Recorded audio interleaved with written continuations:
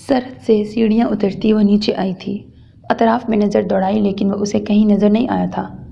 कुछ सोचकर वो सीधा स्टाफ रूम में आई। हस्बे तवक्को वो सामने ही सोफे पर विराजमान था।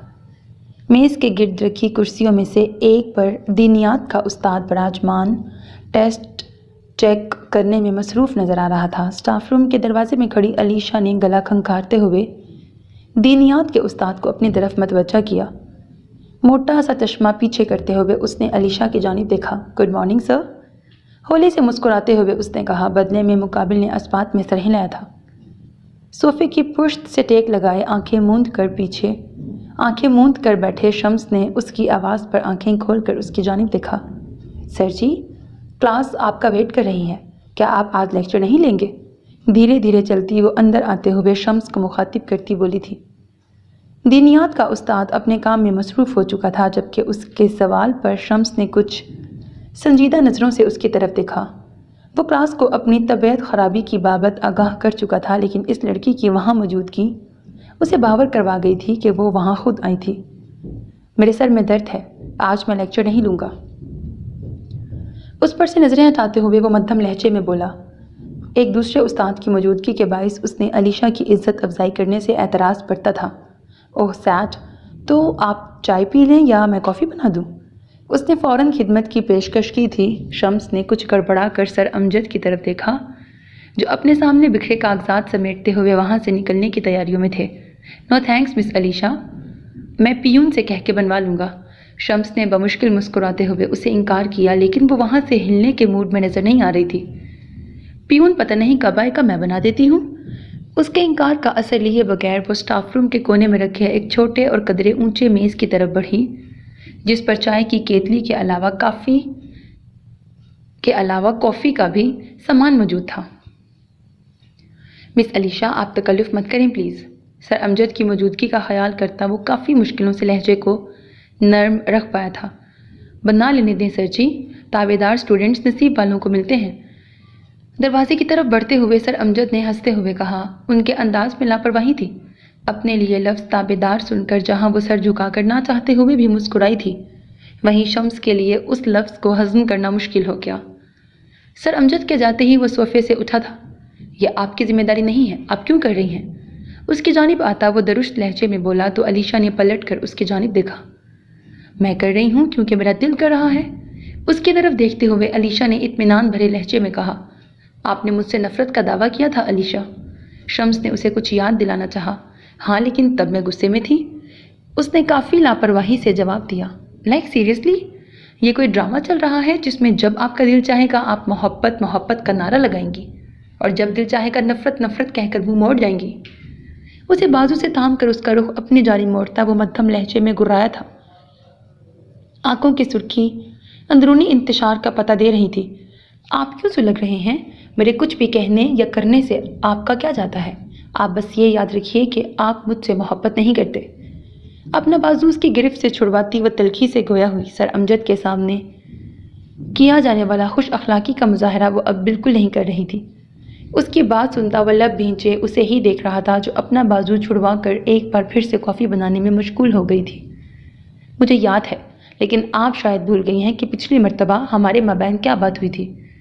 मग में कॉफ़ी फेंटते उसके दूधिया हाथों को नज़रों की गिरफ्त में लेता वो मध्यम सुलगती हुई आवाज़ में बोला तो अलीशा को उसकी तंबीह याद आ गई। मेरी मोहब्बत बर्दाश्त करना इतना आसान नहीं है मिस अलीशा। खुद को मजबूत बनाएं वरना बिखर जाएंगी। उसने बेइख्तियार गहरा सांस लिया था। आप एतराफ़ कर लें, मैं बिखरने के लिए तैयार हूँ। कॉफ़ी का मग उसके सामने करती वो ठहरे हुए लहजे में बोली थी। शम्स को उसकी भूरी आंखों में बेखौफी नजर आई। उसने आहिस्तगी से उसके हाथों से मग ले लिया। अब आपको जाना चाहिए, संजीदगी से कहते हुए वो अपने चेहरे का रुख मोड़ गया। तभी स्टाफ रूम का दरवाज़ा खोलती एक उस्तानी वहाँ आई थी। उसने कुछ चुभती निगाहों से एक दूसरे के मुकाबिल खड़े अलीशा और शम्स को देखा था। गुड मॉर्निंग, मुस्कुराते हुए उसने शम्स को मुखातिब किया तो वो सर अस्पात में हिलाता कॉफ़ी के घूंट भरने लगा। आप शायद कॉफ़ी पी रहे हैं? मैं भी कॉफ़ी पीने ही आई थी, सर में शदीद दर्द है। बेतकल्लुफ़ाना अंदाज में कहते हुए उसने अपना हैंड बैग मेज़ पर रख दिया। इससे पहले कि शम्स उसे जवाब देता अलीशा बोल पड़ी। ठीक बनी है? एक्चुअली ये मैंने ایکچولی یہ میں نے لائف میں فرسٹ ٹائم بنائی ہے۔ اس نے کافی اعتماد سے شمس سے پوچھا تھا۔ مقصد اس کا دھیان اپنی جانب کرنا تھا۔ شمس نے اس بات میں سر ہلایا۔ اچھی بنی ہے۔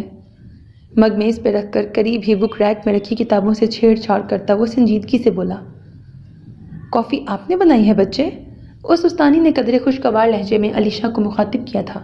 جی لیکن اب میں آپ کے لیے نہیں بنا سکتی، میرا لیکچر ہے، علیشا نے کوئی لحاظ کیے بنا بڑی صاف گوئی سے کہا تھا۔ وہ اس کی بد لحاظی پر بیٹھتے بیٹھتے رک گئی۔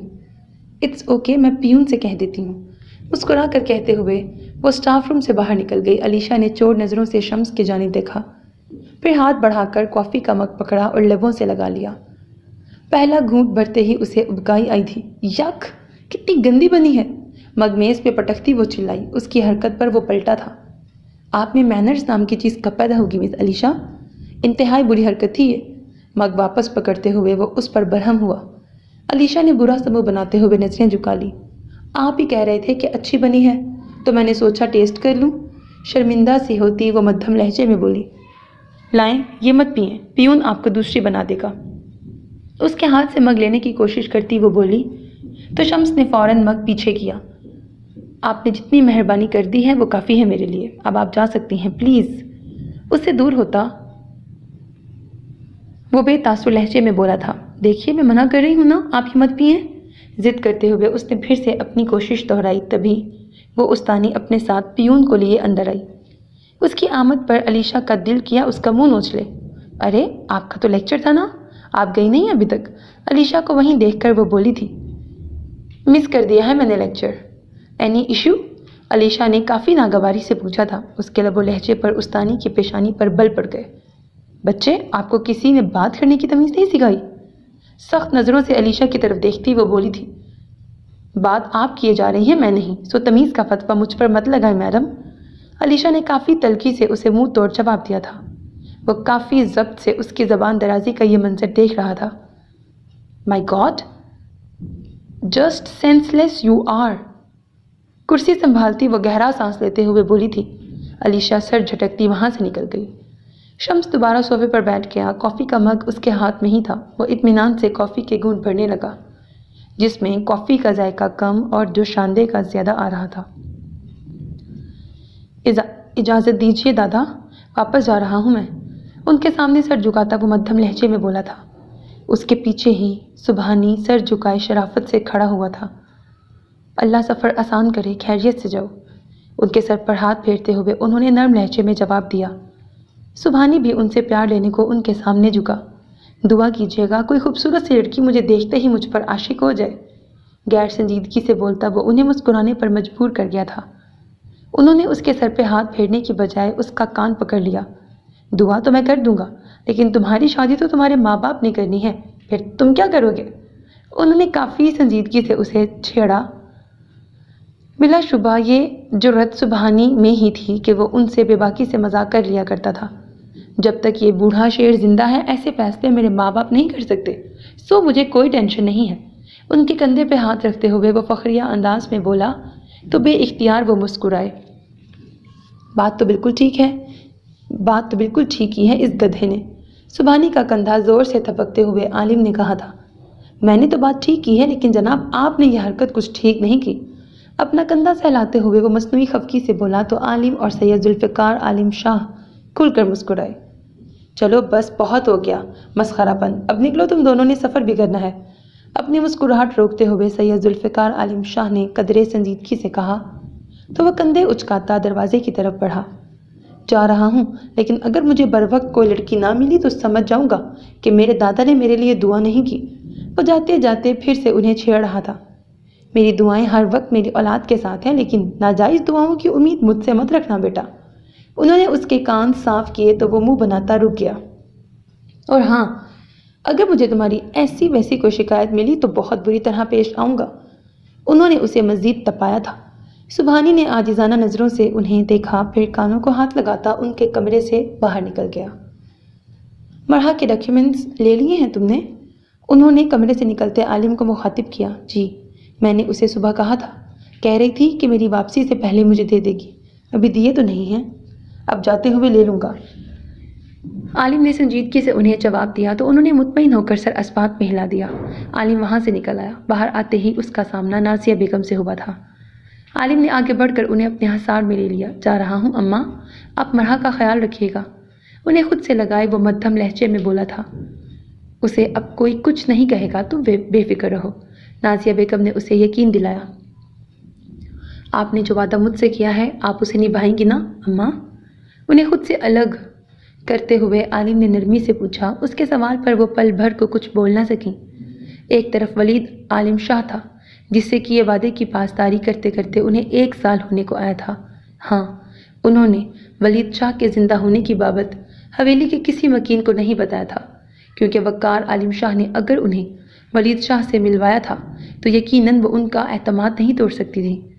اب دوسری جانب مہربان عالم شاہ تھا جو اپنے دادا کی خاطر ان سے خاموش رہنے کا وعدہ لے چکا تھا۔ یہ کیسی آزمائش تھی کہ نہ وہ مرحا کو اس کی شناخت کی بابت بتا سکتی تھی اور نہ ہی ولید شاہ پر اس کی اولاد کے زندہ ہونے کا انکشاف کر سکتی تھی۔ حتیٰ کہ اس راز میں تو انہوں نے وقار عالم شاہ کو بھی شریک نہیں کیا تھا کہ مرحا ولید عالم شاہ اور زہرا کی بیٹی ہے۔ اماں بولیے نا، عالم نے انہیں ہلایا تو وہ ہوش میں آئیں۔ وعدہ تو نبھا لوں گی لیکن اس کا انجام بہت بھیانک ہوگا عالم، تمہارے بابا مجھے کبھی معاف نہیں کریں گے۔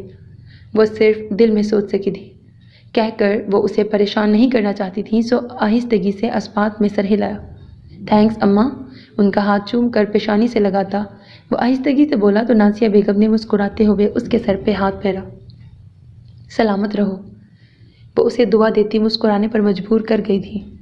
تبھی لیونگ روم سے یہ منظر دیکھتی سندر بیگم نے اسے پکارا تھا۔ عالم یہاں آؤ۔ ان کی آواز سن کر وہ ان سے اجازت لیتا سندر بیگم کے پاس آ گیا۔ سبحانی ان کے پاس ہی کھڑا تھا۔ بھائی میں باہر آپ کا ویٹ کر رہا ہوں، جلدی آئیے گا، کہتے ہوئے وہ وہاں سے نکل گیا، جبکہ عالم کے قریب آتے ہی سندر بیگم کے جڑے لب کھلے تھے۔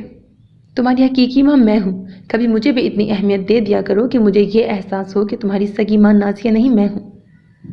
اس کی جانب دیکھتی وہ شکوہ کناں لہجے میں بولی تو عالم نے فوراً انہیں خود سے لگا لیا۔ کیسی باتیں کر رہی ہیں ماما؟ بھلا آپ کو کسی اہمیت کی ضرورت تھوڑی ہے، آپ تو ماں ہیں میری۔ انہیں خود سے لگائے وہ نرمی سے بولا تھا۔ اماں کے ساتھ اس لیے زیادہ محبت سے پیش آتا ہوں کہ انہی کے ہاتھوں میں میری پرورش ہوئی ہے۔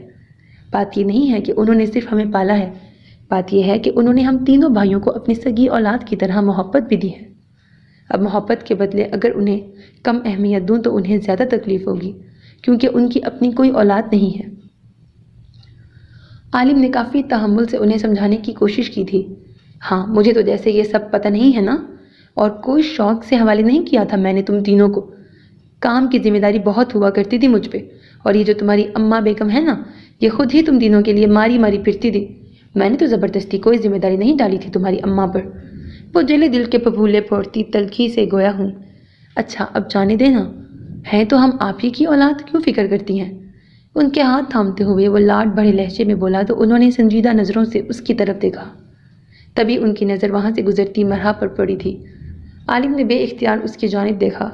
اس کی نگاہوں کی وارفتگی سندر بیگم کی زرق نگاہوں سے مخفی نہیں رہی تھی۔ وہ اولاد جو میرے ہاتھوں سے نکلتی جا رہی ہے، مرحا کی پشت کو گھورتے ہوئے وہ زہر خون لہجے میں بولی تو وہ گہرا سانس بھر کے رہ گیا۔ میں اس دن کے لیے پہلے بھی آپ سے معافی مانگ چکا ہوں ماما، آج بھی آپ سے معافی مانگتا ہوں۔ اس دن کے لیے میں سچ میں شرمندہ ہوں، لیکن آپ پلیز ملازمین پر ہاتھ مت اٹھایا کریں، اللہ ناراض ہوتا ہے۔ ان کے ہاتھ تھامتے ہوئے عالم نے مدھم لہجے میں کہا تو وہ سر اسبات میں ہلا گئیں۔ وہ مطمئن سا ہوتا مسکرا دیا۔ اپنا خیال رکھیے گا، میں چلتا ہوں۔ ایک بار پھر انہیں خود سے لگاتا وہ مسکراتے ہوئے بولا تو انہوں نے اس کی پشت سہلائی۔ اللہ نظر بد سے بچائے، انہوں نے مسکراتے ہوئے اسے دعا دی تھی۔ وہ ہنستے ہوئے سر اسبات میں ہلاتا وہاں سے نکل گیا۔ جانے سے پہلے وہ مرحا سے ڈاکیومنٹس لے جانا نہیں بھولا تھا۔ موسم گرما کا آغاز ہو چکا تھا۔ سورج کی کرنیں شہر کراچی کو روشن کرتی اس شہر کے باشندوں کو گرمی کا احساس دلا رہی تھیں۔ روشن آسمان بادلوں کی پہرے داری سے خالی تھا۔ چرند پرند دن چڑھتے ہی خوراک کی تلاش میں نکل پڑے تھے۔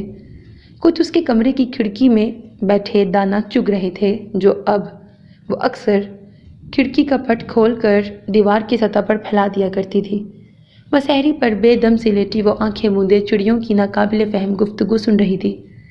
گیلے بال اطراف میں بکھرے اس کے سوگوار روپ کو خوبصورتی بخش رہے تھے۔ یوں ہی لیٹے لیٹے جانے کتنا وقت بیت گیا جب اسے خود پر کسی کی پرتپش نظروں کا احساس ہوا۔ مہربا نے آنکھیں کھولتے ہوئے اطراف میں دیکھا تھا۔ وہ سامنے ہی کمرے کے بند دروازے سے ٹیک لگائے اسے دیکھ رہا تھا، لبوں پر وہی کمینی سی مسکراہٹ اور آنکھوں میں جنون لیے وہ وہاں کھڑا تھا۔ مہرما کا دل تیزی سے دھڑک اٹھا۔ تمہیں کیا لگا تھا تم مجھ سے جھوٹ بولو گی اور میں تمہاری جان چھوڑ دوں گا؟ جینس کی جیبوں میں ہاتھ پھنساتا وہ اس کی طرف بڑھتے ہوئے بولا۔ مہرما نے اٹھنے کی کوشش کی لیکن ناکام۔ ہاتھ پاؤں مفلوج ہو رہے تھے۔ اسے اپنے قریب آتے دیکھ اس کا دل کانپنے لگا۔ میرے پاس مت آؤ ورنہ میں چیخوں گی۔ اس نے اٹھنے کی ناکام کوشش کرتے ہوئے اسے دھمکی دی۔ اپنی آواز کی کپکپاہٹ وہ خود بھی محسوس کر سکتی تھی۔ اس کی بات پر وہ یوں ہنسا جیسے اس کا مذاق اڑا رہا ہو۔ چلو یہ کوشش کر کے بھی دیکھ لو۔ اس کے بالکل قریب مسہری پر آ کر بیٹھتا وہ مدھم لہجے میں بولا۔ مہرما کی آنکھیں بھرانے لگی۔ دائیں بائیں گرے ہاتھ اس پل برف ہو رہے تھے۔ وہ چاہنے کے باوجود بھی انہیں حرکت نہیں دے پا رہی تھی۔ تم جہنم کی آگ میں جلو گے، میرے پاس مت آنا، دور جاؤ۔ اسے اپنی طرف ہاتھ بڑھاتے دیکھ وہ روتے روتے چیخی۔ تمہاری قربت کے عوض اگر جہنم میں بھی جلنا پڑے تو منصب عالم شاہ کو منظور ہے۔ اس کا رخسار سہلاتا وہ بھاری ہوتی آواز میں بولا تو مہرما کے وجود میں دوڑتا خون سرد ہونے لگا۔ نہیں، ابھی جی، بچائیں مجھے۔ اسے خود پر جھکتا دیکھ وہ حلق کے بل چلائی۔ اس کے قریب تر وہ شخص اس کی بے بسی پر قہقہا لگا کر ہنسا تھا۔ نہیں اللہ مجھے بچا لے، ابھی جی، اماں۔ دائیں بائیں اپنا سر پٹکتی وہ چیخنے لگی۔ اچانک اس کے سماعتوں میں دروازہ کھلنے کی آواز پڑی تھی۔ مہربا نے آنکھیں کھول کر سامنے دیکھا۔ ولید شاہ اور زہرا آگے پیچھے اس کے کمرے میں داخل ہوئے تھے۔ اسے بے اختیار سکون کی سانس آئی تھی۔ وہ سرد سے اٹھ کے بیٹھی تھی۔ اماں، وہ منصب یہاں، اپنے دائیں جانب اشارہ کرتی وہ تیزی سے بولتے بولتے رکی تھی۔ وہاں کوئی نہیں تھا۔ اس کی آنکھیں حیرت اور خوف کی زیادتی سے پھیل گئیں۔ نور بیگم نے آگے بڑھ کر اس کی پشت سہلائی تھی۔ خواب دیکھا ہے تم نے؟ اسے سنبھالنے کی کوشش کرتی وہ نرمی سے پوچھ رہی تھی۔ مہربا نے بے اختیار کمرے کی کھڑکی کی طرف دیکھا۔ پٹ یوں ہی کھلے پڑے تھے لیکن وہاں کوئی چڑیا نہیں تھی۔ اس کا وجود اس پل پسینے سے شرابور ہو رہا تھا۔ یہاں سے بھاگ گیا ہوگا وہ اماں، ابھی یہیں تھا۔ ابھی جی وہ واپس آ گیا ہے، مجھے نہیں چھوڑے گا اب۔ باری باری ان دونوں کی طرف دیکھتی وہ لرزتی ہوئی آواز میں بولی۔ آنکھوں میں موٹے موٹے آنسو چمک رہے تھے۔ ولید شاہ نے کافی ضبط سے اس کی یہ حالت دیکھی تھی۔ پھر پشت پر ہاتھ باندھتے وہ اس کے کمرے سے نکل گئے۔ وہ یہاں نہیں تھا مہر، تم نے خواب دیکھا ہے میری جان؟ اس کے ہاتھ سہلاتے ہوئے نور بیگم نے نرمی سے کہا۔ اس نے فوراً نفی میں سر ہلایا۔ جھوٹ بول رہی ہیں آپ، بچا رہی ہیں آپ اسے۔ میں کہہ رہی ہوں وہ یہیں تھا۔ ان کے ہاتھ جھٹکتی وہ تلخی سے چلائی۔ اس کی سیاہ آنکھوں میں وحشت ناچ رہی تھی۔ اس کی بکھری حالت دیکھتی نور بیگم کی آنکھیں بھیگنے لگیں۔ تم کب اس خوف سے باہر نکلو گی مہر؟ کب خود کو ان خوابوں سے رہائی دو گی؟ منصب یہاں نہیں ہے، وہ اس وقت لندن میں ہے، یقین کرو میرا۔ اس کے بھیگے گال صاف کرتے ہوئے انہوں نے بھرائی ہوئی آواز میں کہا تو وہ گمسم سی ہو گئی۔ پلکیں جھپکا کر نور بیگم کا چہرہ دیکھا تھا، جیسے خود کو یقین دلانے کی کوشش کی تھی۔ وہ بہت برا ہے اماں، مجھے اس سے نفرت ہے، نفرت۔ ان کے کندھے پر سر ٹکاتی وہ سرگوشیانہ بولی تو آنسو نور بیگم کا چہرہ بھگونے لگے۔ سب ٹھیک ہو جائے گا، سب ٹھیک ہو جائے گا مہر، اللہ پہ یقین رکھو۔ اس کی پشت سہلاتے ہوئے وہ بھیگی ہوئی آواز میں بڑبڑائی تھی۔ پشت پر ہاتھ باندھے وہ بے چینی سے کمرے میں ٹہل رہے تھے۔ آنکھوں میں ابھرتے سرخ ڈورے ان کی اندرونی اذیت کا پتہ دے رہے تھے۔ مہرما سے اس کی دوست فاطمہ ملنے آ گئی تھی سو اسے اس کے پاس چھوڑ کر زہرا نور خود ان کے پاس چلی آئی تھی۔ حالت دیکھی ہے آپ نے اپنی بیٹی کی صاحب؟ نظریں جھکائے وہ مدھم لہجے میں بولی تھی۔ ان کی بات پر ولید شاہ ان کی طرف پلٹے۔ معاملہ حد سے زیادہ بگڑ چکا ہے، انہوں نے مدھم سنجیدہ سے انداز میں کہا۔ اور اسے بگاڑنے والا کون ہے؟ زہرا نور نے ان کی جانب دیکھتے ہوئے پوچھا۔ آنکھوں میں شکوہ در آیا تھا۔ کیا چاہتی ہو تم؟ یہ بتا دو مجھے۔ ان کے مقابل آ کر ٹھہرتے وہ مکمل سنجیدگی سے بولے۔ اپنے باپ کو فون کریں آپ، انہیں بتائیے کہ ان کا پوتا جس لڑکی کی عزت پامال کرنے والا تھا وہ انہی کی نواسی ہے۔ بتائیے انہیں کہ جس بیٹے کی برسی وہ ہر سال مناتے ہیں وہ زندہ ہے۔ بتا دیجئے انہیں کہ مہر حدیبہ بی بی اور فدا سرکار کی بیٹی ہے۔ ان کی جانب دیکھتی وہ مدھم لرزتی ہوئی آواز میں بولی۔ آج انہیں اندازہ ہو رہا تھا کہ اس شخص کے سامنے سر اٹھا کر بات کرنا کتنا مشکل تھا، جس کے سامنے تا عمر سر بلند نہ کرنے کی قسم انہوں نے سالوں پہلے کھائی تھی۔ اس سے کیا ہوگا؟ ولید شاہ کا سوال حسب توقع تھا۔ اس سے یہ ہوگا کہ وہ اپنے سرکش پوتے کو لگام لگا لیں گے، جو اس سرزمین پر نہ ہوتے ہوئے بھی ہماری بیٹی کو خوف زدہ کرتا ہے۔ اس لڑکے کو روکنا محال ہو چکا ہے۔ یہ کام شاید وہ کر سکیں۔ زہرا نے اپنے طور پر انہیں قائل کرنے کی کوشش کی تھی۔ غلط سوچ رہی ہیں آپ، وہ منصب کو لگام نہیں ڈالیں گے، کیونکہ اسے لگام ڈالنا ان کے بس کی بات نہیں۔ وہ مہر کو ہم سے چھین لیں گے، ہم اپنی بیٹی کھو دیں گے، اور میں آپ سے بھی محروم ہو جاؤں گا۔ سنجیدگی سے کہتے کہتے وہ آخری بات پر اپنے چہرے کا رخ موڑ گئے۔ بات واضح کریں صاحب، آپ کو خوف کس بات کا ہے؟ اس عورت کو کھو دینے کا جس سے آپ محبت کرتے ہیں، یا اس عورت سے محروم ہو جانے کا جسے اپنی نفرت کا نشانہ بنا کر آپ تسکین محسوس کرتے ہیں؟ ان کے کندھے پر ہاتھ رکھ کر ان کا رخ اپنی جانب موڑتی وہ پوچھ رہی تھی۔ سوال جتنا سخت تھا، اس کے برعکس زہرا نور کا انداز اتنا ہی نرم تھا۔ لہجے میں ایک ٹھہراؤ کی سی کیفیت تھی۔ ان کے سوال پر ولید شاہ نے لب بھینچتے ہوئے انہیں دیکھا۔ میرا ضبط آزمانا چاہتی ہو؟ انہیں بازوؤں سے تھام کر پوچھتے ہوئے ولید شاہ کا لہجہ سخت ہو گیا۔ زہرا کی آنکھوں نے بے بسی سے ایک آنسو بہایا تھا۔ یہ کیسی نفرت ہے صاحب، جس میں آپ مجھ سے محروم نہیں ہونا چاہتے؟ خطا معاف، لیکن آپ کی نفرت کی نوعیت معلوم کرنے کا مطلب یہ ہرگز نہیں کہ میرے دل میں کہیں یہ امید باقی ہے کہ آپ کو مجھ سے محبت ہے۔ بھرائی ہوئی آواز میں بولتے بولتے زہرا بیگم نے وقفہ لیا تھا۔ ولید شاہ کا ضبط جواب دینے لگا۔ مجھے سالوں پہلے ہی یقین ہو گیا تھا کہ آپ کے دل میں میرے لیے محبت باقی نہیں رہی، بھیگی ہوئی آواز میں کہتے کہتے وہ ہولے سے مسکرائی۔ ولید شاہ نے آہستگی سے ان کے بازو چھوڑ دیے۔ نفرت کے معاملات اب رہنے دو زہرا، ولید شاہ تم سے محروم نہیں ہونا چاہتا، اب یہ واضح ہے۔ انہوں نے شکست خوردہ لہجے میں کہا تو وہ دھیرے سے ہنس پڑی۔ معاملہ تو اب محبت کا بھی نہیں رہا نا صاحب، اور جب محبت نہ رہے تو میرے نزدیک زبردستی کے ساتھ کی کوئی اہمیت نہیں ہے۔ دل کے درد پر ضبط کرتی وہ بڑی مشکلوں سے بول پائی تھی، ورنہ دھڑکنیں تو آج بھی مقابل کھڑے مرد کی جدائی کے خوف سے لرز رہی تھی۔ ان کی بات پر ولید شاہ نے بے اختیار گہرا سانس لیا۔ آپ ہماری بچی کے مستقبل کا سوچئے بس، اس کی شادی اس مسئلے کا حل نہیں ہے۔ آپ کو اپنے بابا سرکار سے رابطہ کر لینا چاہیے۔ رہی بات میری، تو مجھ سے محرومی آپ کو شکستہ ہرگز نہیں کرے گی، سنجیدگی سے کہہ کے وہ کمرے سے نکلنے کو پلٹی تھیں جب ولید شاہ کے لفظوں نے ان کے قدم جکڑ لیے۔ اگر کہوں کہ محبت باقی ہے تو، اگر کہوں کہ تم سے محرومی میری جان لے لے گی تو، ہے کوئی سدے باب، ہے کوئی حل؟ سرخ آنکھوں سے اس کی پشت کو دیکھتے وہ بھاری آواز میں بولے تھے۔ دل پر ہاتھ رکھتی وہ بے ساختگی میں اس شخص کی جانب گھومی تھی جس نے پچھلے 17 سالوں میں کبھی ایک بار بھی اس محبت کی باقیات کا اعتراف نہ کیا تھا جس کی تمنا میں زہرا نور نے اپنی زندگی اس کے قدموں میں گزار دی تھی۔ لڑکھڑاتے قدموں سے چلتی وہ ان تک آئی تھی، آنسوؤں سے بھری آنکھوں سے ولید شاہ کی طرف دیکھا تھا۔ مجھے یقین نہیں ہے، جب یقین نہیں ہے تو کوئی حل بھی نہیں ہے، ولید شاہ کی آنکھوں میں دیکھ کر کہتے ہوئے ان کی آنکھیں چھلک پڑیں۔ زہرا، وہ تڑپ اٹھے۔ اب یہ نام مت لیں صاحب، اب اس نام سے محروم ہونے کا وقت آن پہنچا ہے۔ اپنے باپ کو کال کریں، ورنہ یہ کام میں خود کروں گی۔ ولید کی طرف دیکھتی وہ قدرے مضبوط لہجے میں بولی۔ اور محبت؟ ولید شاہ کے لب بے بسی کے شدید احساس تلے پھڑپھڑائے تھے۔ محبت میں اگر ظرف نہ ہو تو وہ محبت نہیں رہتی۔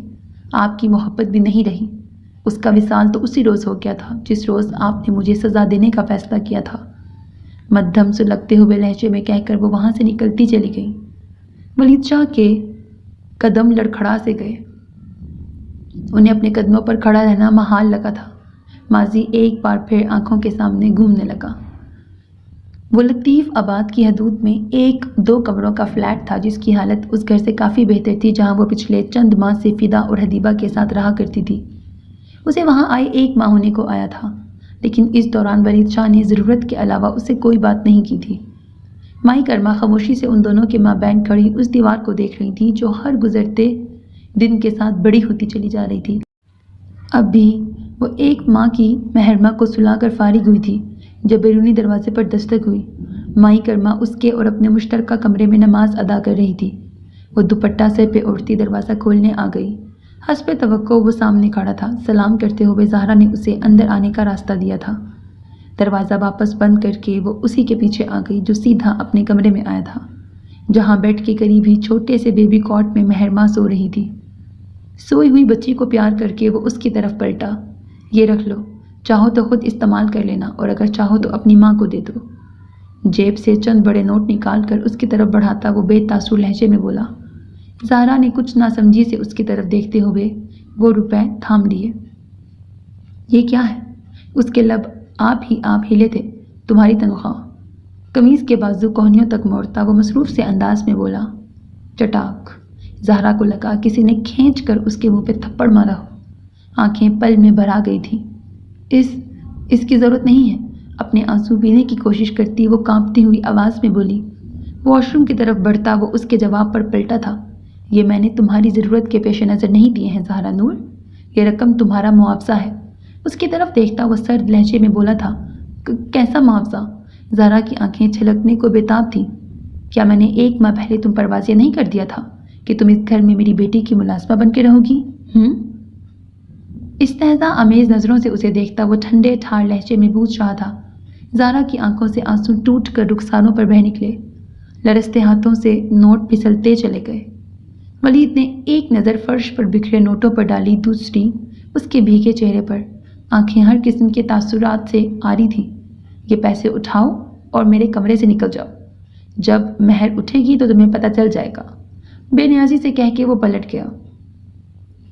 زہرا نے دھندلی نظروں سے اس کی پشت کو دیکھا تھا، پھر جھکی اور اپنی سسکیوں کا گلا گھونٹتے ہوئے فرش پر بکھرے نوٹ سمیٹنے لگی، کیونکہ اس کا کہا نہ ماننے کا مطلب اس کے غضب کو آواز دینا تھا۔ دل اس شخص کی بے اعتنائی پر خون کے آنسو رو رہا تھا۔ وہ جیسے ہی اسٹاف روم سے نکلی گراؤنڈ کی طرف آئی تھی، وہاں آتے ہی اس کا سامنا شیش سے ہوا تھا۔ چلچلاتی دھوپ میں پسینے میں شرابور بوسیاں آنکھوں میں سرخی لیے اسے ہی گھور رہا تھا۔ گرے بان کے ٹوٹے بٹن اور سرخ چہرہ کوئی اور ہی کہانی سنا رہا تھا۔ میرے سامنے سے ہٹو، وہ دانت پیستے ہوئے بولی۔ آپ سر شمس کو پسند کرتی ہیں؟ وہ اس کے حکم کا اثر لیے بنا اپنی آواز سے قدرے بلند آواز میں بولا تھا۔ لہجہ وہی گدلا سا تھا۔ علیشا کا دماغ خراب ہو گیا، کیا بکواس کر رہے ہو؟ ہوتے کون ہو تم مجھ سے یہ پوچھنے والے؟ غصے سے اس کی جانب دیکھتی وہ گرائی۔ میں جانتا ہوں کہ آپ کرتی ہیں، لیکن آپ نہیں جانتی کہ سر شمس کبھی آپ سے محبت نہیں کریں گے۔ اس کی آنکھوں میں آنکھیں ڈالے وہ پہلی مرتبہ اتنے اعتماد سے بولا تھا۔ علیشا کے تو سر پر لگی تلووں پر جا بجھی تھی۔ شٹ اپ یو ایڈیٹ، اسے پیچھے دھکیلتی وہ چلائی۔ سورج کی روشنی سیدھا اس کے چہرے پہ پڑ رہی تھی۔ رخسار شیش کی بات سن کر تمتما اٹھے تھے۔ مجھے چپ کروانے سے کچھ نہیں ہوگا، حقیقت نہیں بدلے گی علیشا، سر شمس آپ سے کبھی محبت نہیں کریں گے۔ ہولے سے مسکرا کر کہتا وہ اس پل ضدی لگ رہا تھا۔ اس کی سیاہ آنکھیں اس کے لبوں پر رینگتی مسکراہٹ کا ساتھ دینے سے قاصر تھیں۔ محبت کرنے والی نہیں، ہو جانے والی چیز ہے ایڈیٹ، تم نہیں سمجھو گے۔ علیشا نے نخوت بھرے لہجے میں اسے جواب دیا تو اس کی آنکھیں سلگنے لگیں۔ اس کے باوجود میں آپ کو گارنٹی دیتا ہوں کہ سر شمس کو آپ سے محبت نہیں ہوگی۔ وہ اپنی بات پر قائم تھا۔ آج اس کے لہجے میں جنون ہلکورے لے رہا تھا۔ محبت کا لفظ اپنی زبان سے نہ ہی لو تو اچھا ہے۔ تم اس لفظ کے ہجوں سے بھی واقف نہیں ہو، سو اپنی شکل گم کرو۔ اپنے ہاتھوں کی مٹھیاں بھینجتے ہوئے علیشا نے ایک ایک لفظ پر زور دیتے ہوئے کہا تھا۔ تبھی وہاں ان کی کلاس کے 2 لڑکے آئے تھے۔ شیز، تمہیں HOD بلا رہا ہے، جلدی آؤ۔ ان کی بات پر علیشا نے پلٹ کر دیکھا۔ اسٹاف روم کے باہر سے یاسر 2 لڑکوں کے ساتھ گزر رہا تھا۔ اس کی حالت شیز سے بھی زیادہ خراب تھی۔ علیشا کو معاملہ کچھ سمجھ آ گیا تھا، باقی کا معاملہ اسے راہمہ اور ہادیہ نے سمجھا دیا۔ شیز کی شدت پسندی پر اسے پل بھر کو وہ شخص یاد آ گیا جس کی آنکھیں اسے خوف میں مبتلا کر دیا کرتی تھی۔ وہ ساکت سی وہیں کھڑی خلاؤں میں گھور رہی تھی جب راہمہ نے اسے بلایا۔ اب چلو بھی یا دھوپ انجوائے کرنے کا ارادہ ہے؟ اس کی آواز پر اس نے بے اختیار اپنے چہرے کو چھوا۔ پسینے کی نمی اسے اپنے پوروں پر بخوبی محسوس ہوئی تھی۔ کیا مجھے نہیں بلایا HOD نے؟ ان کے ساتھ اسکول آف لا کے ڈپارٹمنٹ کی عمارت کی طرف آتے ہوئے علیشا نے آہستگی سے پوچھا۔ نہیں، تمہیں نہیں بلایا اور نہ ہی تم جاؤ گی۔ تم کلاس سے نکل چکی تھی جب یہ ہنگامہ ہوا، تو اس میں تمہارا تو کوئی قصور نہیں ہے۔ ہادیہ نے فوراً اسے جواب دیا تھا۔ پتہ نہیں کیا تکلیف ہے اس گونگے کے ساتھ، ہاتھ دھو کے پیچھے ہی پڑ گیا ہے منحوس۔ گراؤنڈ فلور پر ہی کینٹین میں گھستی وہ تپے تپے سے انداز میں بڑبڑائی۔ یار، اس نے تمہاری خاطر ہی یاسر کو پیٹا ہے، वो तुम्हें गाली दे रहा था। उसकी नफरत पर हैरान होती राहिमा ने शीश की सफाई पेश की। तो मैं क्या करूं, मुझे नहीं पसंद उसका ये पागलपन। अजीब इंसान है, इतनी बेइज्जती के बाद भी पीछे नहीं हटता। एक चेयर संभालती वो बेजारी से पुर लहजे में बोली, सच्चा आशिक है मैडम, सच्चा। हादिया ने गैर संजीदगी से उसे छेड़ा। बाहर में जाए, गलती की तो उसको तंग करना छोड़ दिया। 1-2 हफ्ते उसकी जान अजाब में डाली होती तो वो इडियट आज मेरी जान अजाब में न डाल रहा होता। टिशू से अपनी पेशानी साफ करती वो मध्यम आवाज में बोली। लहजा कड़वा हो रहा था। तभी उसका मोबाइल बजने लगा। उसने स्क्रीन पर नजर डाली तो रहा सहा मूड बेकारत हो गया। पता नहीं कौन है, हीरे जड़े हुए हैं मुझ में कि मेरी ही जान को आए रहते हैं सब। अपने दांत पीसती वो परेशान सी होके बोली। किसकी कॉल है? हादिया ने उसके मोबाइल पर नजर डालते हुए पूछा। सारिंग का लिंक जगमगा रहा था। उठा लो यार, वरना तुम्हारे फिराक में वो गली गली फिरता शाम तक यहीं पहुंच जाएगा। राहिमा ने काफी संजीदगी से कहा तो वो गहरा सांस लेते हुए कॉल रिसीव कर गई। क्या है? फोन कान से लगाते ही उसने काफी बदतमीजी से पूछा था। वापस कब आ रही हो? चच्चा जाई तुम्हें याद कर रहे हैं। उसका सवाल नज़रअंदाज करते हुए सारिंग ने अपनी ही कही थी। साफ क्यों नहीं कहते कि तुम खुद मर रहे हो? वेटर को हाथ से बुलाती वो सारिंग को तपाने के लिए तल्ख लहजे में बोली। उसकी बात पर वो पल भर को खामोश हो गया। चलो ऐसा ही सही, जो तुम समझ लो, लेकिन अपनी पैकिंग कर लो तुम। इस वीकेंड मैं तुम्हें लेने आ रहा हूँ। सारिंग ने काफ़ी संजीदगी से उसे मतला किया था। मैं अभी वापस नहीं आ रही, नेक्स्ट वीकेंड आऊँगी, सो तुम यहाँ आने की जहमत ना ही करना। अलीशा ने काफ़ी इत्मीनान भरे लहजे में उसकी बात रद्द की थी। जो मैं कह चुका हूँ वही करूँगा और तुम्हें भी वही करना होगा। पैकिंग कर लेना। सख्ती से कहकर सारिंग ने कॉल काट दी। उसने नागवार नज़रों से फ़ोन की स्क्रीन को घूरा, फिर फ़ोन मेज़ पर पटक कर कुर्सी की पुश्त से टेक लगा ली। इतने में राहिमा और हादिया उसके बुलाए हुए वेटर को ऑर्डर दे चुकी थी। अजीब मुसीबत है, अपना सर दबाती वो बुड़बुड़ाई। रिलैक्स, अगर तुम नहीं जाना चाहती तो अपने बाबा से बात कर लो, वो मना कर देंगे सारिंग को। हादिया ने नर्म लहजे में उसे मशवरा दिया। अलीशा ने कुछ सोचते हुए अस्पात में सर हिलाया। ये सारा कहाँ है? सीधे होते हुए अलीशा ने पूछा। वो एजुकेशन डिपार्टमेंट गई है, उसे मैंने यहीं आने का कहा था, आने वाली होगी। राहिमा ने उसके सवाल का जवाब दिया। वहाँ क्या करने गई है? यार वो डिपार्टमेंट टीचर्स की तफरीह के लिए प्ले एंड फन फेस्टिवल मुनक्किद करवा रहा है। तमाम दूसरे डिपार्टमेंट्स के तलबा उसमें हिस्सा ले सकते हैं, तो बस पार्टिसिपेशन के लिए फॉर्म्स वगैरह लेने गई है। हादिया ने कहा तो अलीशा ने कुछ संजीदगी से उन दोनों को देखा। और ये पार्टिसिपेशन किसकी होगी? उसका सवाल उनके मतवक्को के मुताबिक था। डेफिनेटली तुम्हारी, राहिमा ने मुस्कुराहट दबाते हुए कहा। नो वे, मेरा कोई मूड नहीं है। उसने फौरन इनकार किया। अलीशा प्लीज़ यार, नखरे मत करो, बहुत मज़ा आएगा। उसका हाथ थामते हुए हादिया ने मिन्नत भरे लहजे में कहा। वेटर उनका ऑर्डर ले आया था। तभी अलीशा को सारा दिखाई दी। उसके हाथ में कागजात थे। लो आ गई मोहतरमा। अलीशा ने आंखों से सारा की तरफ इशारा करते हुए कहा तो उन दोनों ने पलट कर देखा। वो करीब आ चुकी थी। यार 3 प्लेस हैं जिनमें हिस्सा ले सकते हैं हम। चेयर संभालते ही वो बोलना शुरू हुई। यार मेरा मूड नहीं है, मेरे सामने ये फजूल गोई ना करो। अलीशा ने काफ़ी झुंझुलाए हुए अंदाज में उसे टोका था। ए लो, तुम्हारी वजह से तो इतना ख्वार होके आई हूँ। हमारे डिपार्टमेंट के तमाम टीचर्स भी वहीं होंगे, सो मुझे लगा तुम यकीनी तौर पर हिस्सा लोगी। सारा ने फॉर्म्स उसके सामने करते हुए कहा तो अलीशा ने एक सरसरी नज़र फॉर्म्स पर डाली। यानी सर शम्स भी होंगे? राहिमा के सवाल ने उसकी हिस्सियात चौकन्ना कर दी थी। कब तक सबमिट करवा सकते हैं? फॉर्म हाथ में लेते हुए अलीशा ने संजीदगी से पूछा। उसके सवाल पर उन तीनों के लबों पर दबी दबी मुस्कुराहट उभर आई। आज ऑफ होने तक किसी भी वक्त सबमिट करवाए जा सकते हैं फॉर्म्स। कल ट्रायल्स हैं और इस वीकेंड फेस्टिवल है। सारा ने राहिमा से जूस का ग्लास घसीटते हुए आराम से कहा। यानी 3 दिन बाद। अलीशा ने हिसाब लगाया। यप। जूस पीते हुए सारा ने अस्पात में सर हिलाया तो वो खामोश हो गई। उसकी भूरी आंखों में किसी खुशनुमा सोच की परछाइयाँ रक्स करने लगी थी। किचन में बिरयानी के मसाले की खुशबू फैली हुई थी। चूल्हे पर रखे देगचे में से भाप उठ रही थी। एक जानिब वो सिंक के करीब खड़ी बर्तन धो रही थी। बाली स्लैब के करीब चेयर घसीट कर बैठी सब्जी काट रही थी। सुगरा नामी मुलाजमा चूल्हे के करीब खड़ी देगचे में साथ साथ चम्मच चला रही थी जब वो दंदनाती हुई वहां आई। ए काली, यहाँ आ बात सुन। कमर पे हाथ टिकाते हुए संदल बेगम ने उसे बुलाया था। वो बर्तन छोड़कर दुपट्टे के पल्लू से हाथ साफ करती उनकी जानिब आ गई, जो मेज के गिर्द रखी कुर्सियों में से एक पर हाथ रखे खड़ी थी। हुक्म बेगम साहिबा। हाथ बांधे उसने मध्यम आवाज में पूछा, आलिम को सुबह कौन से कागजात दिए हैं तूने? खोजती नजरों से उसे देखती वो सख्त लहजे में पूछ रही थी। वो मेरे तालीमी कागजात थे, बीए का दाखिला भिजवाए हैं बाबा जी सरकार ने। मरहा ने डरते डरते उन्हें जवाब दिया। सैयद जुल्फ़िकार आलिम शाह की बाबत सुनकर उनकी भवें तन गई। एक तो पता नहीं ये बाबा सरकार क्या चाहते हैं। सर झटकती वो कदरे बुलंद आवाज में बोली थी, लहजे में नखुवत थी।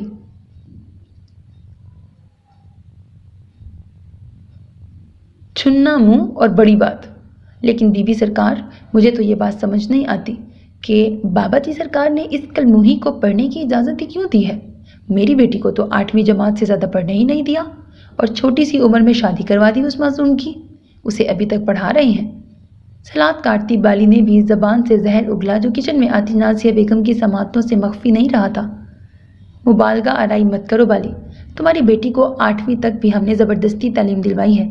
और रही बात उसकी शादी की, तो अगर तुमने अपनी बेटी पर नज़र रखी होती तो उसके भागने की नौबत ना आती। वो तो शुक्र करो कि हमारे मुलाजिम उसे पकड़ लाए थे और मामू सरकार ने अपने शरीफ मुरीदों में से एक से उसका निकाह पढ़वा दिया। नाज़िया बेगम ने कदरे नर्म लहजे में उसकी तबीयत साफ की तो वो अपना समूह लेके रह गई। इसके मुँह न लगे, ये यूं ही बेतुकी हाँकती रहती है। संदल बेगम ने फौरन पैंतरा बदला था, क्योंकि बात सैयद जुल्फ़िकार आलिम शाह की थी। ये जुर्रत भी उसे तुम ही ने दे रखी है। नाज़िया बेगम ने बिना लगी लिपटी रखे उन्हें हकीकत का आईना दिखाया तो वो मुंह बनाती बुड़बुड़ा के रह गईं। छोटी हवेली से मुलाजमा पैगाम लाई है, सईदा की तबीयत बिगड़ गई है, आओ उसकी तबीयत का पता ले आए। मरहा को बर्तन धोने का इशारा करती वो संदल बेगम से मुखातिब हुई तो मरहा फौरन वहां से हिली। अल्लाह तौबा, उसकी तबीयत को क्या पूछने जाऊं, काट खाने को तो दौड़ती है वो। संदल बेगम ने नाक चढ़ाई थी। जी बीबी, पूरी पागल हो चुकी हैं सईदा बीबी, होशो हवास कुछ बाकी नहीं रहे उनके। बाली ने एक बार फिर लुकमा दिया। तुम चुप रहो बाली, जो काम कर रही हो वही करो। नाज़िया बेगम ने फौरन उसे डपटा। बाली कह तो ठीक रही है, संदल बेगम ने दबी दबी आवाज में कहा, तुम आओ मेरे साथ। उसकी बात नज़रअंदाज करती नाज़िया बेगम बोली तो चारों नाचार उन्हें जाना पड़ा। उनके जाते ही बाली सलाद काटने से फारिग होकर उसकी तरफ आई थी। क्या पूछ रही थी बीबी सरकार? बाली ने खोजते हुए लहजे में पूछा। मरहा ने हाथ रोक कर उसकी जानिब देखा। आपके सामने ही तो पूछा है उन्होंने, उसने सादगी से जवाब दिया। रोशन आंखें बेरया थी। हाँ सुना तो है मैंने, लेकिन मैंने छुट्टे सरकार को तेरे पास आते नहीं देखा। कब लेकर गए हैं कागजात? बाली ने लहजे को नरम करते हुए पूछा। जाने से पहले आए थे वो। कहाँ कागजात? दो तो मैंने दे दिए। दोबारा अपने काम में मशगूल होती वो आहिस्तगी से बोली। बड़े मेहरबान है सरकार तुझ पर, बिल्कुल अपने नाम की तरह। धीमी आवाज में कहती वो आखिर में भोंडेपन से हंसी। मरहा के दिल ने बेइख्तियार करवट ली थी। उसकी आंखें, उसकी बातें, उसका लहजा, वो पूर मेहरबान ही तो था। मरहा को पता न चल सका और उसके लब धीरे से फैल गए। मासूम आंखों में रंग भर आए थे। मान बाली की आवाज़ पर वो चौंक गई। लेकिन मोहतात रहना, बाज़ औक़ात ये मेहरबान लोग अपनी अनायतों के बदले बहुत कुछ लूट लेते हैं। उसकी आवाज़ सरगोशी से ज़्यादा बुलंद न थी। मतलब मेरे पास है ही क्या जो कोई मुझसे छीनेगा? वो हैरान हुई थी। आंखें पल में खौफज़दा हो गई। एक औरत के पास सबसे अनमोल चीज़ उसकी आबरू ही होती है। पागल लड़की, तूने देखा नहीं कैसे सरकार तेरे आगे पीछे फिरते रहते हैं? तू है भी तो हसीन, क्या पता दिल आ गया हो। बाली ने आंखें मटका कर कहा तो उसका दिल बेइख्तियार धड़का। हाथ से प्लेट छूट गई थी। लेकिन दिल आने का मतलब यह हरगिज़ न समझना कि सरकार तुझे इस हवेली की बीबी बनाएंगे। अरे इन बड़े लोगों के चोंचले कुछ और होते हैं। ये मोहब्बत और अनायत के नाम पर औरत के सर से चादरें उतार लेते हैं। आवाज़ को धीमा करती बाली बोलती चली गई। मरहा की आंखों के सामने मेहरबान आलिम शाह का वजी चेहरा घूम गया। दिल यकदम घबराने लगा था। सरकार तो ऐसे नहीं लगते, उसने कपकपाती हुई आवाज़ में कहा। उसकी बात पर वो धीरे से हंसी। अंदाज उसका मजाक उड़ाने वाला था। बेवकूफ़, तू क्या समझती है? शहर का पढ़ा लिखा ये अमीर कबीर हमारा सरकार दूध का धुला है। जाने कितनी शहरी लड़कियों को उसने आगे पीछे लगा रखा होगा। तुझ जैसी को तो चख कर थूक देगा। उसने जहर खुंद लहजे में कहा तो उसकी आखिरी बात पर मरहा की रीढ़ की हड्डी में सनसनाहट सी दौड़ गई। آنکھیں بھیگنے لگیں۔ عالم سرکار کو بھولا سمجھنے کی غلطی نہ کر کالی، سچ کہوں تو سرکار کے لچھن دیکھ لیے ہیں میں نے، نیت ٹھیک نہیں ہے ان کی۔ بالی نے مزید زہر اگلا۔ مرحا کا دل پھٹنے لگا۔ خدارا مجھ سے یہ باتیں نہ کریں، میں ایسا کچھ نہیں سوچتی۔ دوبارہ برتن دھونے کی کوشش کرتی وہ بھرائی ہوئی آواز میں بولی، کوشش کرنا بھی مت ورنہ ذلیل و رسوا ہو جائے گی تو۔ سالوں پہلے جب میں یہاں آئی تھی تو تیری ہی طرح کم عمر ایک ملازمہ بغیر شوہر کے امید سے تھی۔ 70 کوڑوں کی سزا سنائی تھی بابا جی سرکار نے، اور میں نے اپنے ان ہاتھوں سے اسے کوڑے مارے تھے۔ اسے تنبیہ کرتی بالی نے بڑے فخر سے اپنا کارنامہ سنایا تھا۔ مرحا کی رہی سہی جان بھی نکلنے لگی۔ سنا ہے بیچاری بے قصور تھی۔ کچھ کہہ رہے تھے کہ بابا جی سرکار کے مرحوم بیٹے ولید شاہ نے اس کے ساتھ زبردستی کی تھی۔ کچھ کا کہنا تھا کہ بابا سرکار کے داماد نے یہ گناہ کیا ہے۔ اب سچ تو اللہ ہی جانے، لیکن وہ معصوم تو فضول میں ہی ماری گئی۔ بالی نے مصنوعی دکھ کا مظاہرہ کرتے ہوئے اسے مزید اذیت دی تھی۔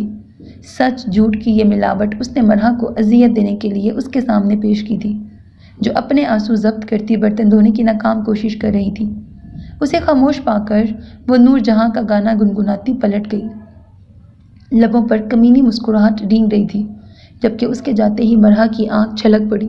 اس کے سماعتوں میں صبح عالم کی کہی گئی بات دوبارہ گردش کر گئی تھی، میں بہت جلد تمہیں ایک عزت بھری زندگی دوں گا مرحا۔ اسے تعلیمی کاغذات لیتے ہوئے عالم نے جس نرم لہجے میں کہا تھا، اس کے جانے کے بہت بعد تک وہ اپنی دھڑکنیں شمار کرتی رہی تھی، اور اب بالی کے کیے گئے انکشافات اس کی چھوٹی سی عقل بالی کی باتوں کی تصدیق کر رہی تھی۔ بھلا ایک پڑھا لکھا اعلیٰ نسب سے تعلق رکھنے والا وہ خوبصورت شہزادہ اس لڑکی کو کیوں کر اپناتا جس کی نہ ماں کی خبر تھی اور نہ باپ کا پتہ؟ اذیت سے اپنا نچلا لب کاٹتی وہ بے آواز روتی چلی گئی۔ شیشے کے کیس میں چمکتی بلیک رسٹ واچ دیکھ کر اس کی نگاہ جم سی گئی۔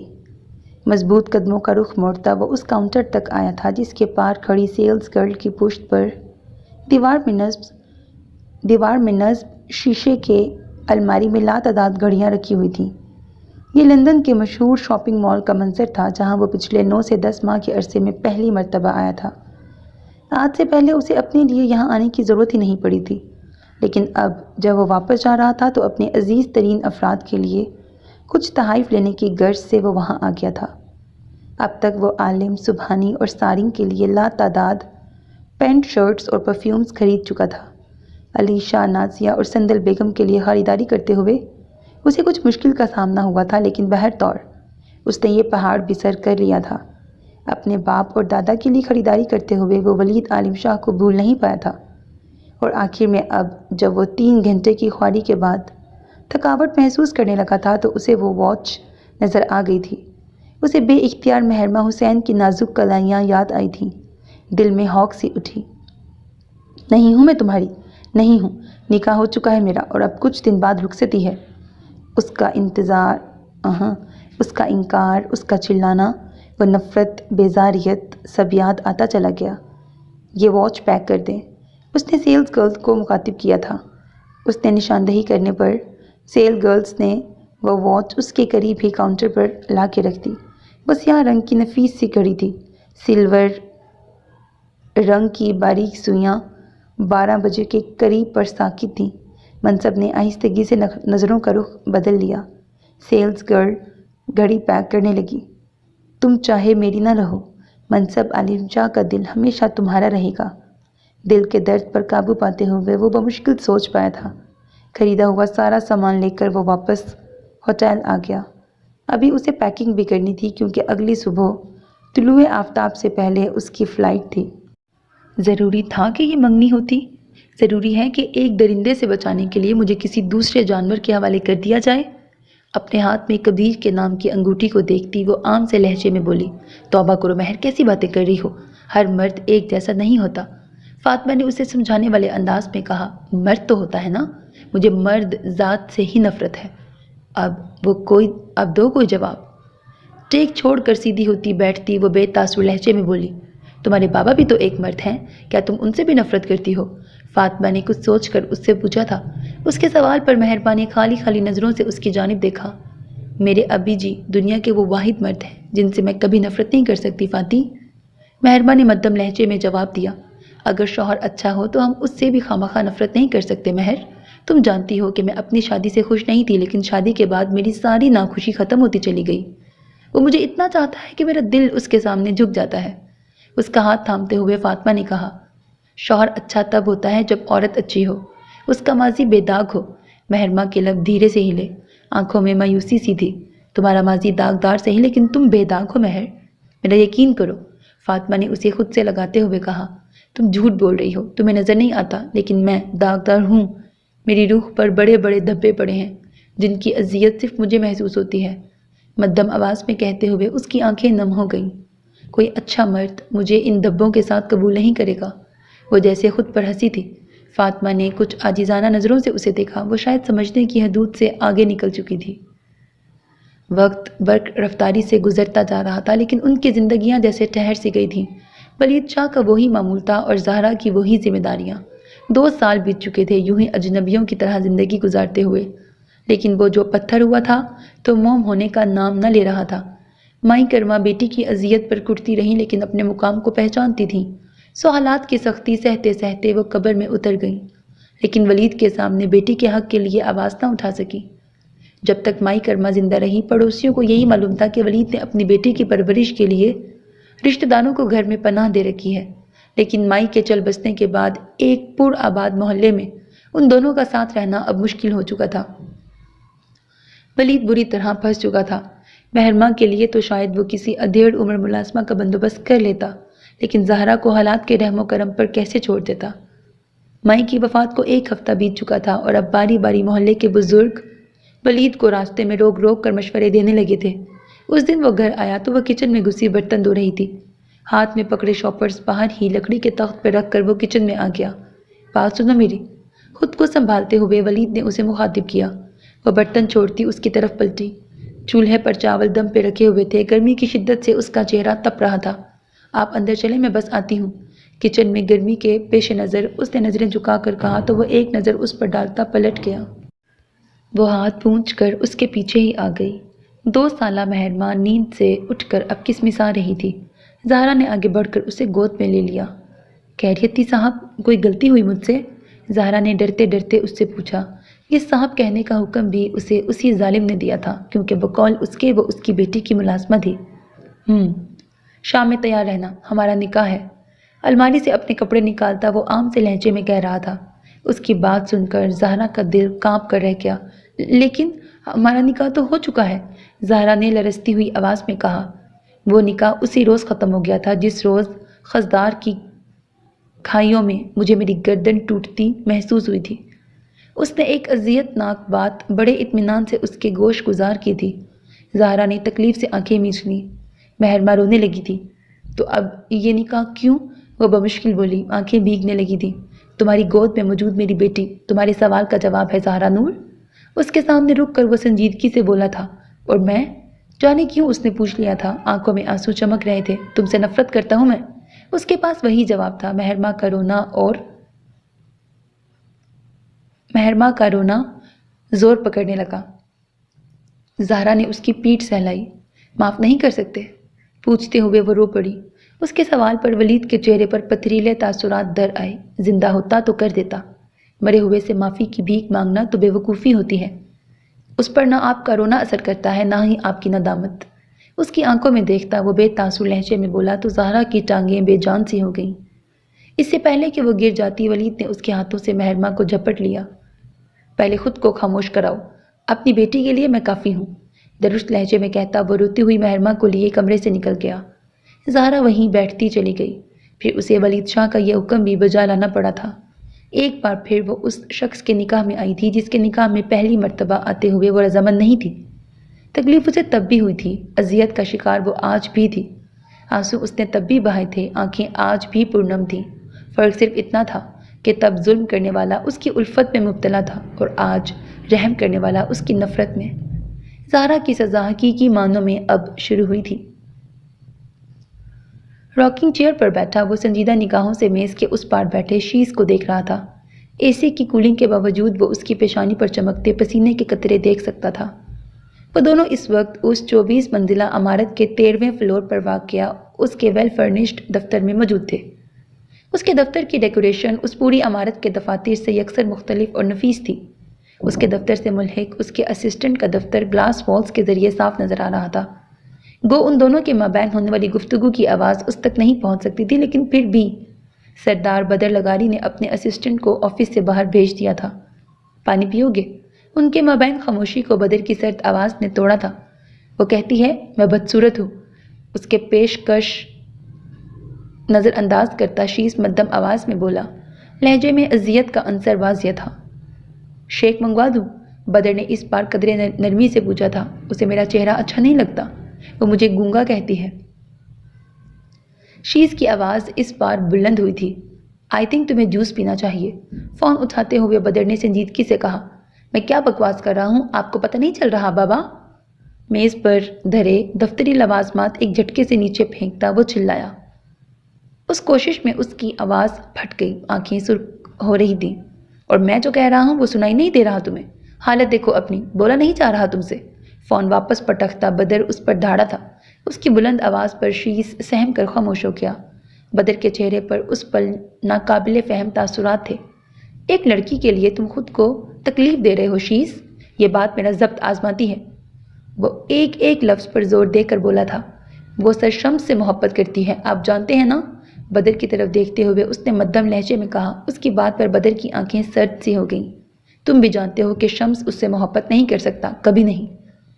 سینے میں جامد دل پر سختی سے پاؤں رکھتے ہوئے اس نے بڑی سنجیدگی سے اسے یقین دلایا تھا۔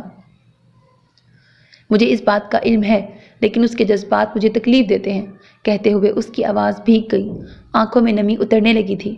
اس کے دل میں شمس کے لیے موجود جذبات جڑ سے اکھاڑ کر پھینک دوں گا، یہ تم سے وعدہ ہے میرا۔ سیدھے ہاتھ کی مٹھی بنا کر میز کی سطح پر جماتا وہ مضبوط لہجے میں بولا تھا۔ یہ کہتے ہوئے وہ سینے میں دھڑکتے دل کی دھڑکنوں کا بڑی بری طرح قتل کر گیا تھا۔ بدر کے کہہ دینے سے شیز کے چہرے پر کچھ رونق آئی تھی۔ مجھے پتا تھا آپ میری خاطر یہ ضرور کریں گے۔ اپنی آنکھیں صاف کرتے ہوئے وہ ہولے سے مسکراتے ہوئے بولا، جس کی خاطر میں سب کچھ کر سکتا ہوں وہ تم ہی تو ہو شیز۔ نرم نگاہوں سے اس کی طرف دیکھتا وہ اپنے مخصوص لہجے میں بولا تو شیز مسکرا دیا۔ تھینک یو بابا، آپ دنیا کے بیسٹ بابا ہو۔ محبت بڑی نگاہوں سے اس کی طرف دیکھتا شیز مدھم لہجے میں بولا تو بدر نرمی سے مسکرا دیا۔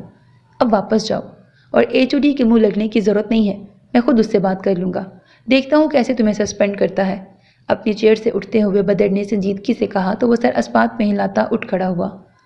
لیکن ان لڑائی جھگڑوں سے اوائڈ کیا کرو یار، میں نہیں چاہتا کہ تمہاری وجہ سے میں کسی کے ساتھ ناانصافی کر جاؤں۔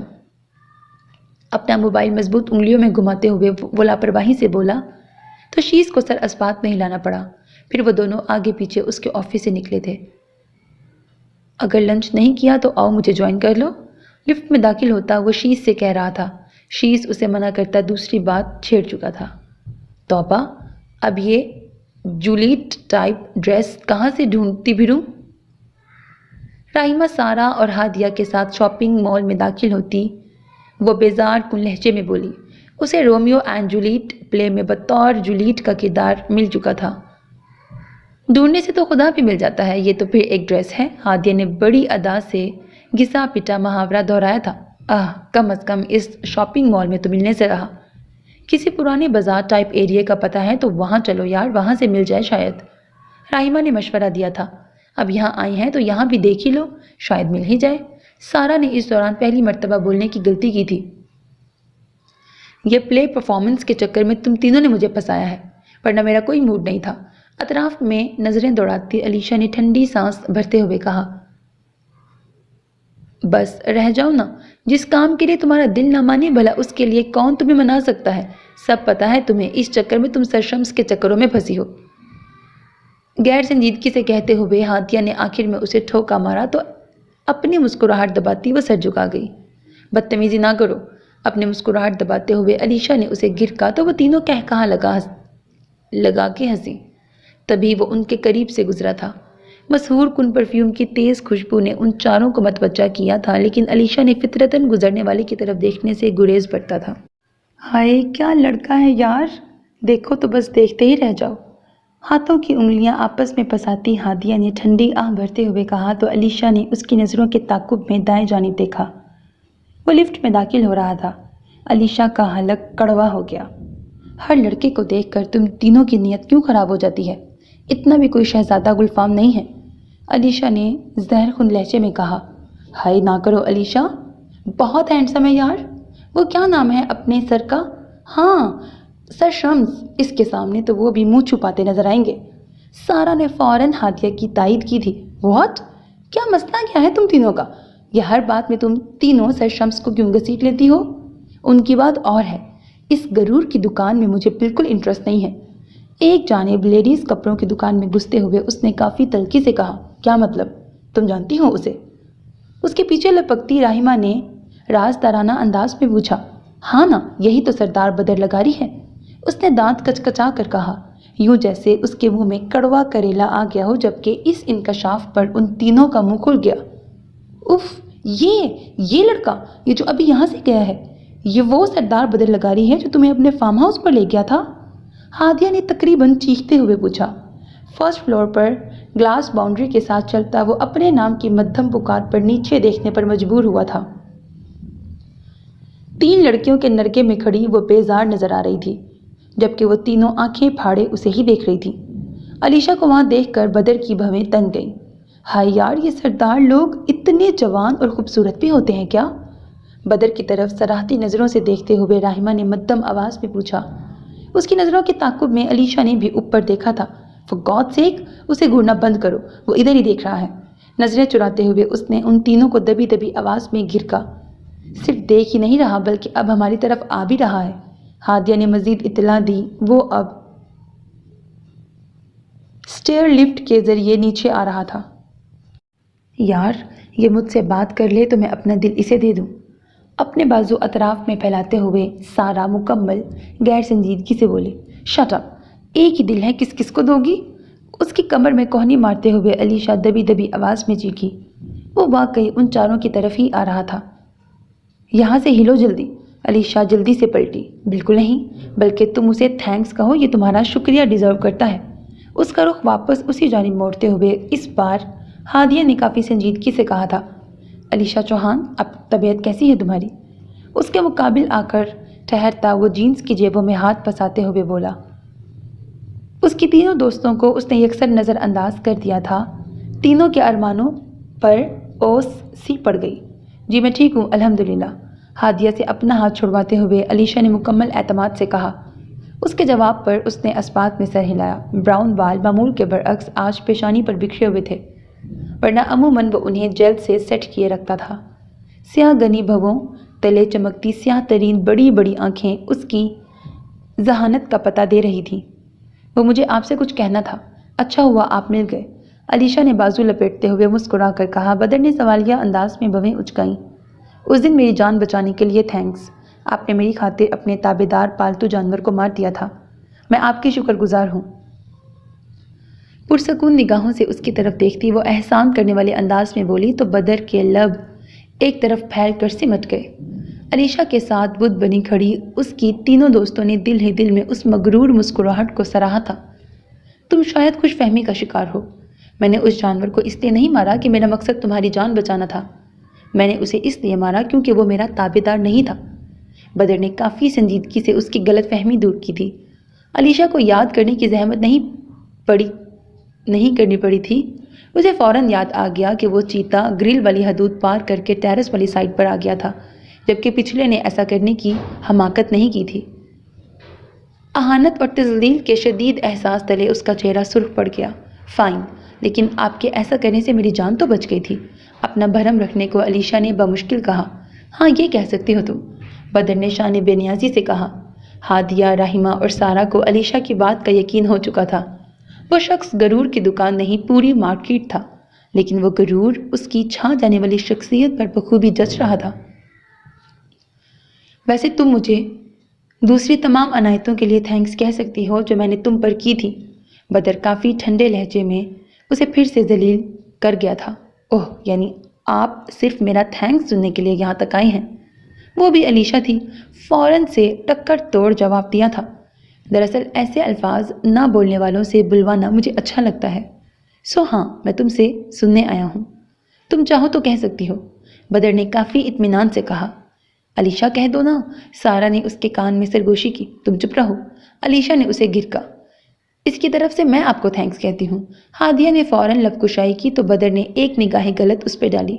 بلا ضرورت بولنے والے لوگ مجھے بالکل پسند نہیں ہیں۔ بدر نے ٹھنڈے ٹھار لہجے میں اس کی عزت افزائی کی تو وہ اپنا سا منہ لے کے رہ گئی۔ اور مجھے آپ جیسے احسان کر کے جتانے والے لوگ بھی بالکل پسند نہیں ہیں، لیکن بہرحال thanks for every thing, Alisha نے جلدی سے کہہ کے جان چھڑائی تھی۔ لیکن احسان لے کر اسے فراموش کر دینے والے آپ جیسے لوگ مجھے بے حد پسند ہیں، یاد رکھیے گا یہ بات۔ اس کی جانب ذرا سا جھک کر سرد مہری سے کہتا وہ سیدھا ہو گیا، پھر اس کے سائڈ سے گزر کر وہاں سے نکلتا چلا گیا۔ اف، فضول انسان، ہمیشہ وہ الٹی باتیں کرتا ہے، علیشا نے پیر پٹکتے ہوئے کہا۔ جو بھی ہے بندہ جاندار ہے یار، بے عزتی کروا لینے کے باوجود۔ یہ بولنے والی ہادیہ تھی، جبکہ علیشا کے دماغ میں اس کا بہت پہلے کہا گیا جملہ گونج رہا تھا، جنہیں میں ناپسند کرتا ہوں وہ کبھی فائدے میں نہیں رہتے، اور جنہیں میں پسند کر لوں وہ بیچارے تو بہت ہی خسارے میں رہتے ہیں۔ اس کی بھاری سلگتی ہوئی آواز اس کے آس پاس ہی کہیں تھی، یعنی وہ اسے جتا گیا تھا کہ وہ خسارہ اٹھانے والی ہے۔ خدا کرے مر ہی جائیے، وہ بڑبڑائی تھی، لیکن جانے اس کی یہ بد دعا کسے لگنے والی تھی۔ ہفتے کا دن آن پہنچا تھا۔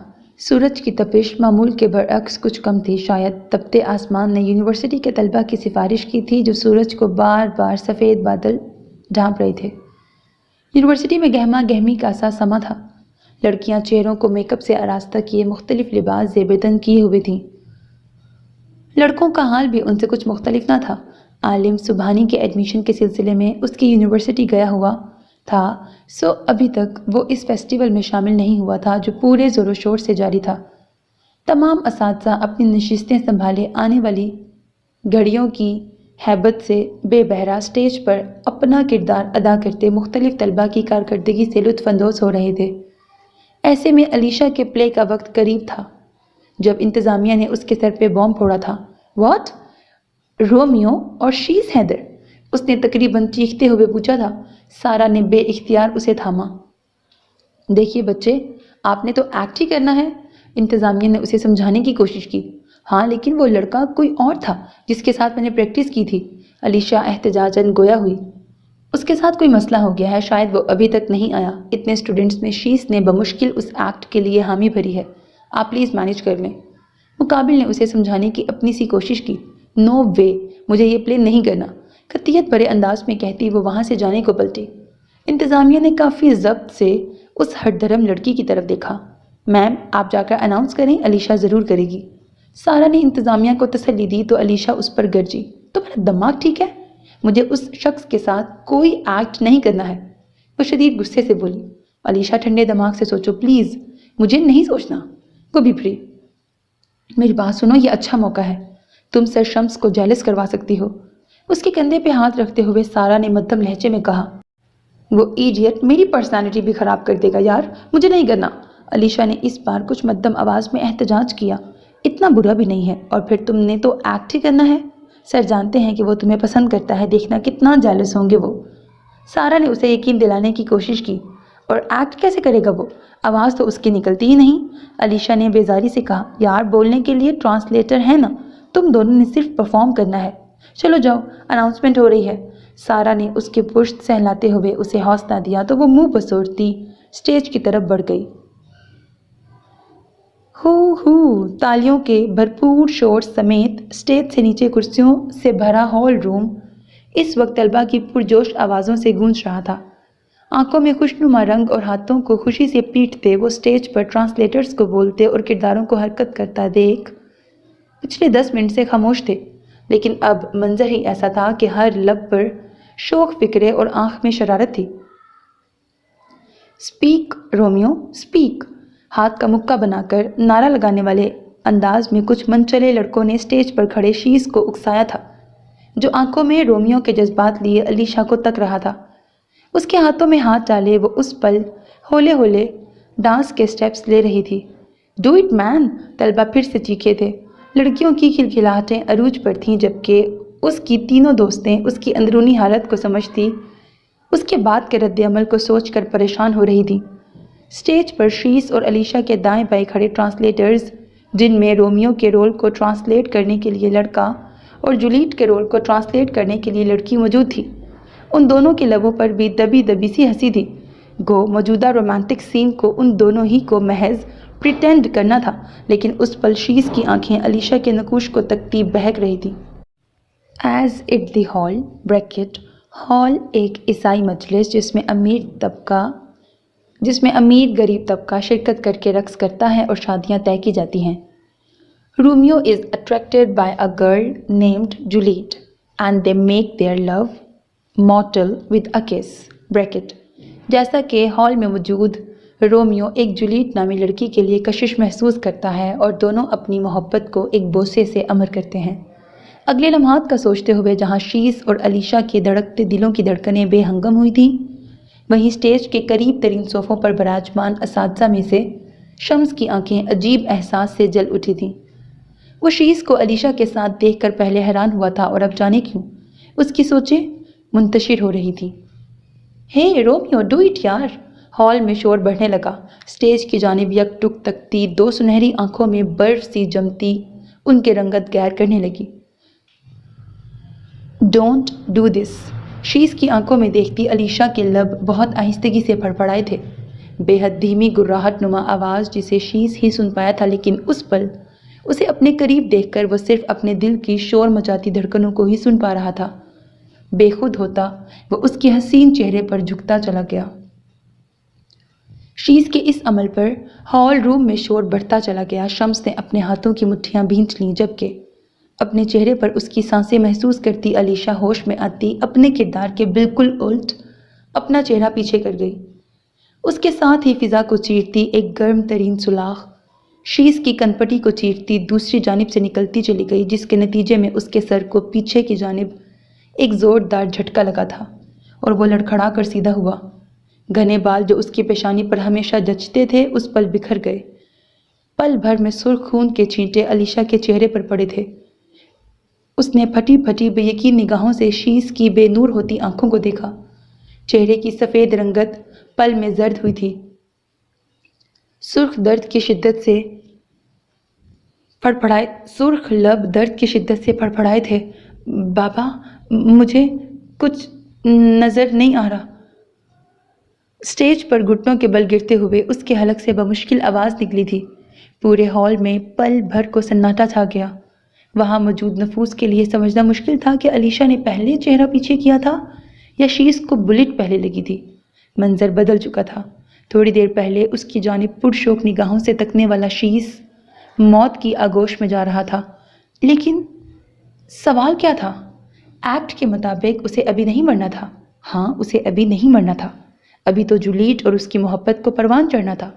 اسے مرنا تھا، لیکن اسے تو فرضی طور پر مرنا تھا۔ ایسے ہی کئی سوالیہ نشان اس کے سامنے آ کھڑے ہوتے اس کے حواس جھنجھوڑنے لگے۔ اسٹیج طلبہ اور اساتذہ سے بھرنے لگا۔ شیز کو سنبھالنے کی کوشش میں غلطاں وہ اس صورتحال پر حیران پریشان تھے، لیکن وہ وقت سے پہلے جا چکا تھا۔ فرضی طور پر نہیں، شاید حقیقی طور پر۔ علیشا بے دم ہوتی وہیں بیٹھتی چلی گئی۔ وہاں موجود تمام نفوس نے گردن موڑ کر گولی چلانے والے کی جانب دیکھا، جو چہرے پر پتھریلے تاثرات سجائے نفرت سے اسٹیج پر گرتے شیز کو دیکھ رہا تھا۔ اس کی پشت پر کھڑے 8 گارڈز کی گنز کا رخ ہال روم میں براجمان ان تمام اسٹوڈنٹس کی جانب ہی تھا، جس کا ایک ہی مطلب تھا کہ اس کے اس اقدام پر اس کے سامنے اف بھی نہ کی جائے۔ سارنگ تیزی سے چلتا اسٹیج تک آیا تھا اور بے جان ہوتی علیشا کا بازو گھسیٹ کر اسے کھڑا کیا۔ اس نے کھالی کھالی نظروں سے مقابل کو دیکھا۔ دھندلی ہوتی آنکھوں میں شیز کا خون آلود چہرہ گھوم گیا۔ تو تم ایسا کیسے کر سکتے ہو؟ علیشا کے لب بے یقینی کسی کیفیت میں ہلے۔ میرے علاوہ تمہیں جو چھوئے گا وہ جان سے جائے گا۔ اس کی حیران آنکھوں میں آنکھیں ڈالے وہ گرایا تھا۔ وہاں شور اور آوازیں حد سے بڑھ چکی تھیں، جن سے اس کے گارڈز نپٹ رہے تھے۔ سارنگ کی جانب دیکھتی وہ اپنے ہوش و حواس گنواتی چلی گئی۔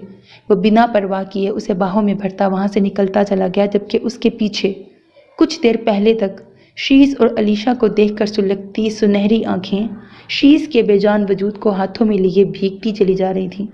وہ آنکھیں کسی اور کی نہیں، سردار شمس بدر لغاری کی تھیں۔ سو میرے عزیز listeners, this was the end of this episode. Hope that you like it. اپنا بہت خیال رکھیے گا نیک تمناؤں کے ساتھ. اللہ حافظ. And don't forget to subscribe to my channel because that's how you can encourage me, and that's the only kind of support and encouragement which I want from all of you. Allah Hafiz.